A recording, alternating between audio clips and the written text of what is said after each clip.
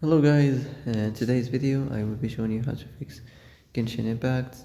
Not working problem, so the answer is easy. Just go to the settings and then scroll down to the apps section.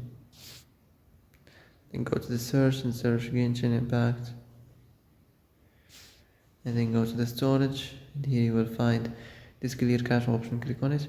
Now you can go check it if it worked, and if it didn't you can try to restart your phone or turn the Wi-Fi off and on, or the Bluetooth or the airplane mode. Also you can try to clear data, but be careful. If you clear data, all this application's data will be deleted. This includes all files, the settings, the accounts, the databases, etc. So be careful if you want to clear your data. And that's it for today's video. I hope this is the answer you've been looking for.